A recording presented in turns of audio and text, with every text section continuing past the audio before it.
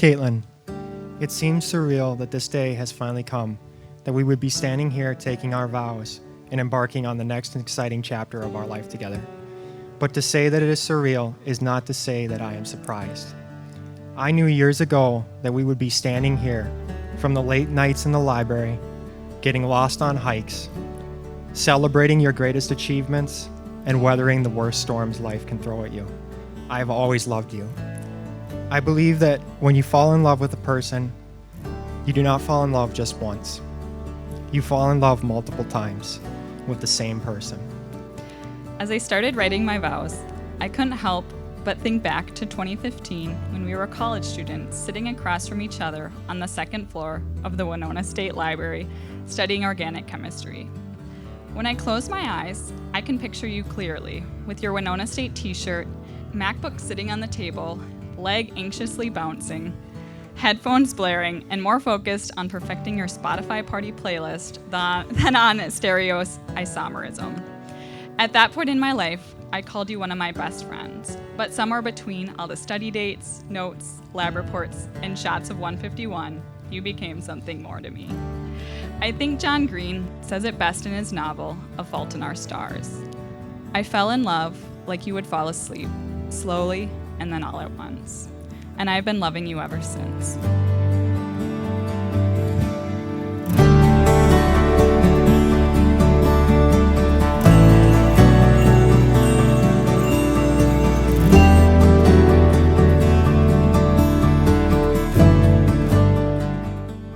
I promise that even in 20 years from now, I will still be falling in love with you. My heart will still skip a beat when I see you all dressed up to go out. I promise that I will still talk about you nonstop and how intelligent and incredible I think you are. I promise I will always have your back and I will always respect you. I promise to always be down to go on a random trip to Target, even if it's just to look at pillows or buy another blanket. I promise to always remind you of how beautiful you are. I promise to be the best father I can possibly be to our children, because I know someday I have no doubts that you will be an amazing mother. I promise to still go on walks with you, even when we both are so old we can barely walk. I promise that I will hold your hand as tightly as I do now, no matter what, in sickness and in health. Most of all, I promise to continue to tell you how much I love you. Caitlin, I cannot wait to share this life with you. I love you.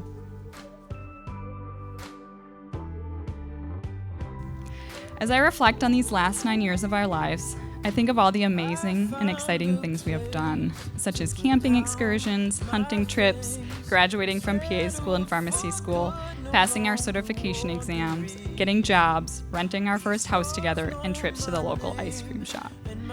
But the one thing I have learned about life is that it's not always laughter, ice cream, campfires, and 20-inch walleyes. Unfortunately, life is not always beautiful, and we have also endured a long-distance relationship for 4 years, stress of graduate school, a pandemic, and family illness. Early on in this relationship, my world was turned upside down by an unexpected event, and it took me a long time to feel like myself again. During those dark months, you were a beacon of light, reminding me that things would get better, and I can't imagine having to go through that without you. It's easy to love someone when life is good and easy, but another thing entirely when times are difficult. So as I stand here today, I promise to remain by your side through the best and worst that life throws at us. When you fall, I will pick you back up. If you ever feel lost, I will lead you back home to me. When life seems unpredictable, I will be your constant. I promise to support your dreams and aspirations and cheer you on every step of the way. I promise to respect and honor you.